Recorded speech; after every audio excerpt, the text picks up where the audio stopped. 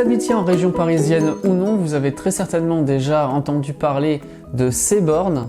Et oui, elles étaient plus de 3000 à former le réseau Autolib jusqu'à cet été, jusqu'à ce que Bolloré décide de ranger définitivement ses blue cars au garage et de couper littéralement la prise de courant, privant par la même occasion de nombreux automobilistes de pouvoir trouver une solution pour recharger leur voiture électrique. Et c'est ce dont nous avons discuté avec Quentin d'Electric 55 Charging, une start-up tropézienne qui compte bien se faire une place à Paris en rétrofitant les bornes de Versailles. Alors quelles sont leurs offres, leurs modèles économiques et technologiques? Eh bien on en discute lors de notre entretien, mais juste avant je voulais remercier l'AVEM et tout particulièrement Tiffen qui nous a permis de réaliser cette interview.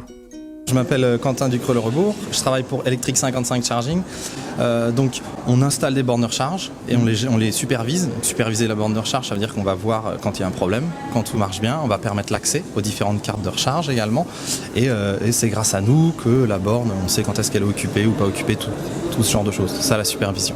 Okay. Voilà. Donc historiquement, vous opérez dans le sud? Oui, tout à fait. Historiquement, donc on est basé à Saint-Tropez.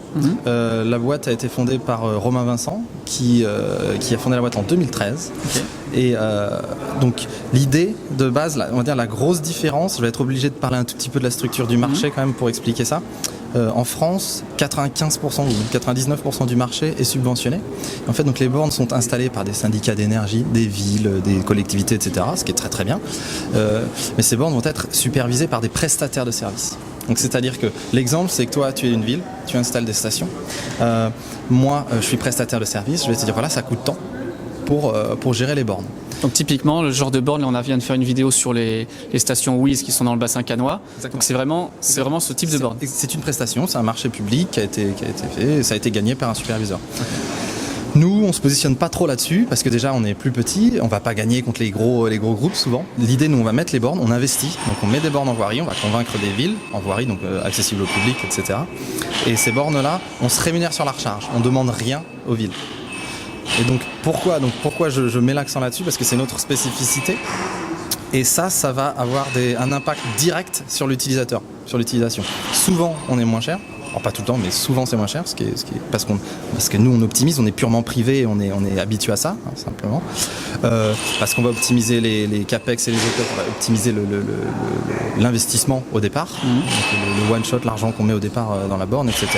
Donc on sait également quel est le matériel qui va mieux fonctionner, ce genre de choses, pour pas avoir de problème par la suite, et donc réduire les coûts opérationnels. Voilà. Donc je suis assez technique, mais en fait ça c'est primordial parce que ça permet d'être moins cher. Ça permet de s'assurer que la borne fonctionne bien, parce que la grosse différence, tu auras compris que si je suis prestataire de service, grosse différence c'est que si la borne ne marche pas, moi je m'en fiche, de toute façon j'ai été payé. Ouais. Voilà. Alors que dans notre cas, si la borne ne marche pas, j'ai pas d'argent. Enfin, c'est un manque à gagner, c'est comme ça que c'est à la pompe et il n'y a plus rien. C'est un gros frein lorsqu'on est utilisateur de véhicules électriques, c'est de tomber sur des bornes qui sont en panne, et si on va sur les sites comme ChargeMap, on en trouve à foison des bornes qui sont hors service. Exactement. On ne sait même pas quand est-ce qu'elles vont remarcher et ça peut rester des mois en panne comme ça. Exactement.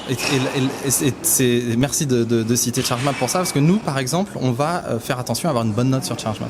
C'est parce que c'est comme le mec qui veut ranker sur Google. Nous c'est pareil, on rank pas, mais faut qu'on, un peu remarque, c'est-à-dire sur une zone donnée, il faut qu'on ait une bonne note, sinon et puis on se fait tracher tout de suite. Alors nous, quand on va dans nos présentations, on met les commentaires des gens, hein, si vous commentez, désolé, on met les commentaires ChargeMap des gens dans les présentations quand on va voir des collectivités. Ça c'est votre business model historique, on va dire. Ouais.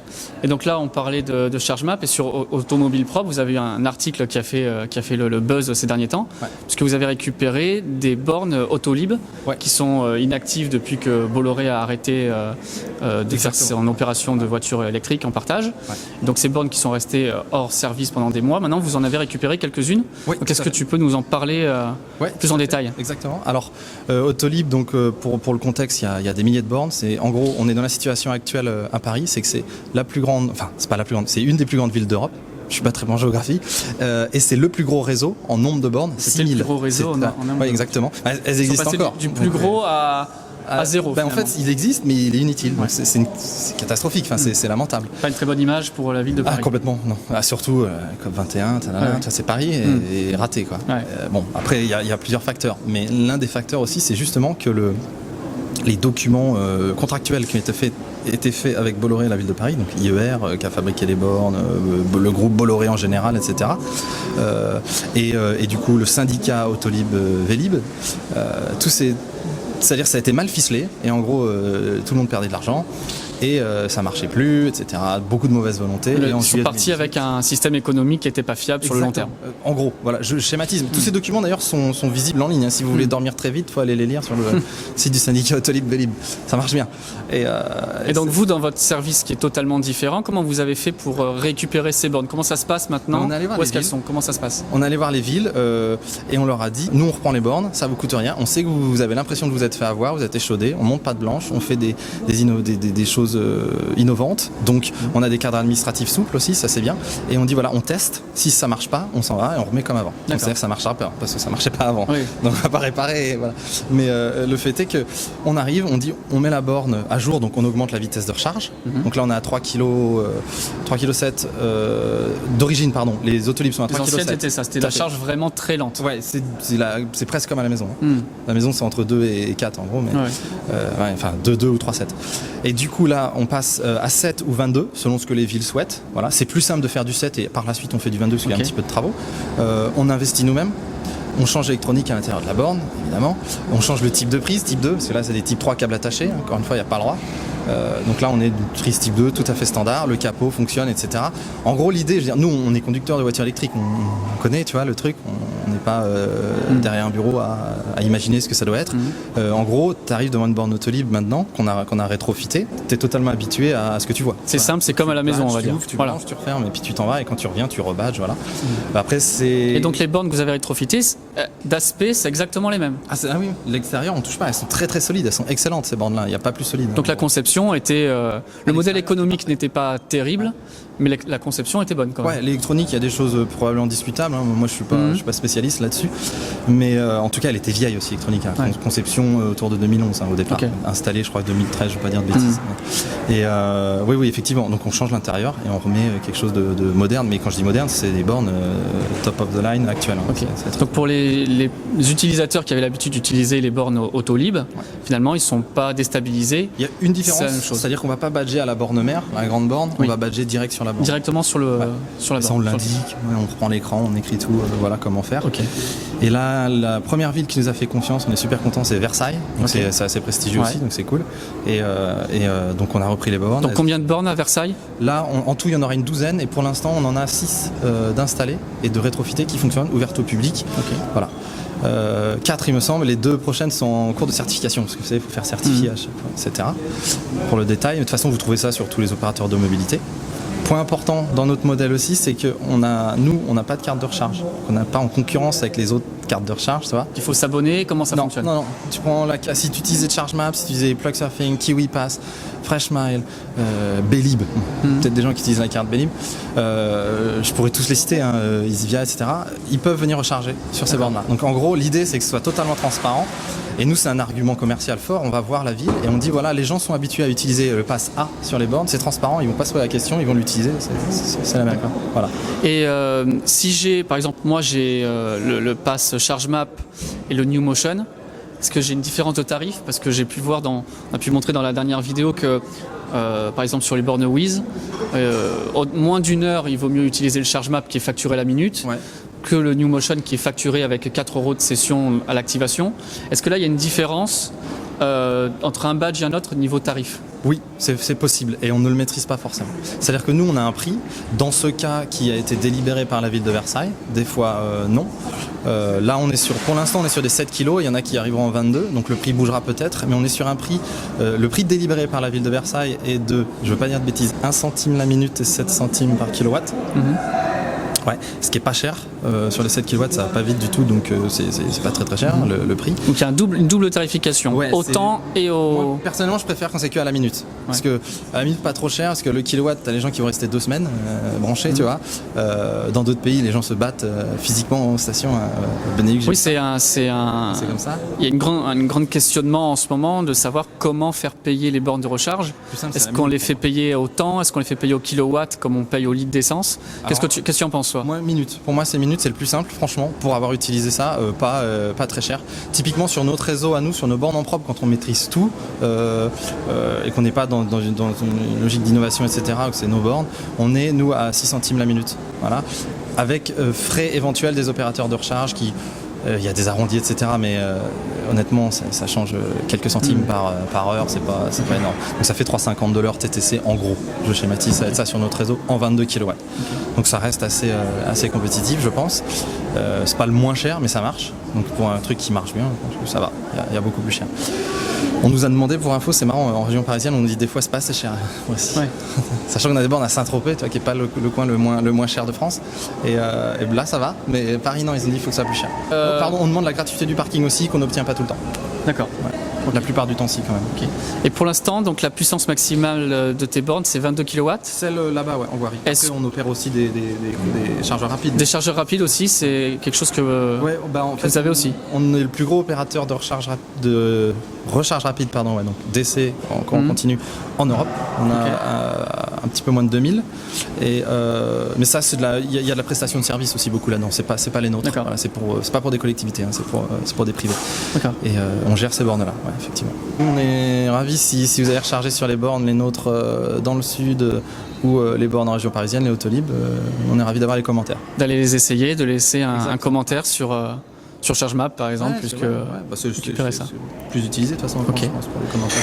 Et j'aime bien parler toujours de la perspective d'avenir, de développement, de croissance. Ouais. Comment tu vois d'abord le marché de la voiture électrique en général, et après on parlera plus par rapport à ta société, comment tu vois, comment vous pensez prendre des parts de marché.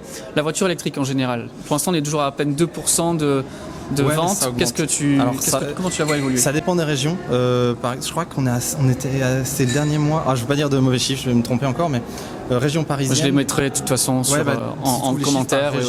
Région parisienne, il y a beaucoup plus de véhicules, donc on est content d'avoir des bornes là-bas. Les petits tropéziens qui vont mettre des bornes à Paris, on est content. C'est très difficile, franchement, de dire des chiffres. On peut faire des effets d'annonce, etc. Mais ça augmente tellement le nombre de sessions d'un trimestre à l'autre.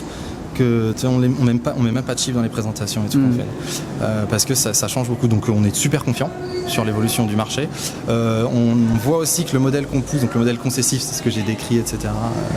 Tout à l'heure, c'est la tendance du marché qui vient. Pour moi, c'est mieux, ça va fiabiliser les réseaux, ça va responsabiliser les fabricants, les utilisateurs, les superviseurs, tous les acteurs de l'industrie, parce qu'ils veulent pas perdre d'argent, tout simplement. Voilà. Et c'est le nerf de la guerre. Si on gagne pas d'argent, il faut qu'il y ait un minimum. Voilà. Surtout que on reste dans faire le plein d'une voiture électrique au kilomètre, ça reste quand même, c'est fort abordable par rapport à l'essence. Oui. Et voilà, et pour nous, les perspectives d'avenir actuellement, c'est tout va très très vite là, vu que ça s'accélère beaucoup. On parle à plein de villes en région parisienne. Oui, je pense que là, Versailles a été un tremplin quand même. Ça aide, oui. Ça aide bien sûr. Après, on est en train d'installer une centaine de bornes dans le sud aussi. Ça aide aussi quand tu as des grosses villes qui te font confiance et quand tu as une petite structure, quand tu as des grandes villes qui te font confiance, ça aide, c'est un passeport. On est aussi soutenu par le ministère de la Transition écologique et solidaire au passage. On est assez fiers aussi, c'est qu'on a des très gros clients on leur demande des certificats quand ils sont contents. On est ravis de leur service. Voilà. Ça se fait pas trop, ça fait un petit peu la lettre, le bon point à l'école. Lettre de recommandation. On aime bien faire ça, et quand parce que c'est rare, les gens se plaignent souvent plutôt. Oui. Et donc quand t'as ça, il y a beaucoup plus de commentaires négatifs sur Prends ChargeMap que de positifs. Quand ça marche, on va pas dire je suis content, ça a marché, mais par contre que les bornes soient en panne, ça il y en a beaucoup. Ouais. Mais commentez quand même si vous avez rechargé sur les bornes, si ça se passe mal. Ouais. Pour te remercier de ta participation à ces journées de la VEM. Et puis on vous souhaite plein de réussite pour l'avenir et avoir installé plein de bornes merci. Dans de nouvelles villes. Merci. De toute façon, on verra ça sur les articles des sites internet qui parlent des voitures électriques. Ouais. De toute façon. J'espère. Ouais. Et merci beaucoup, et merci de nous avoir demandé de nous poser la question sur notre modèle notamment, parce que c'est quelque chose qui nous tient à cœur et qu'on essaie de pousser, auquel on croit. Alors voilà, comme on vient de le voir, il y a de l'espoir. Il y a de l'espoir pour ces bornes. J'espère qu'elles vont pouvoir toutes être remises en service et que parallèlement à ça, il y a de nouvelles bornes qui vont être installées, autant lentes que rapides.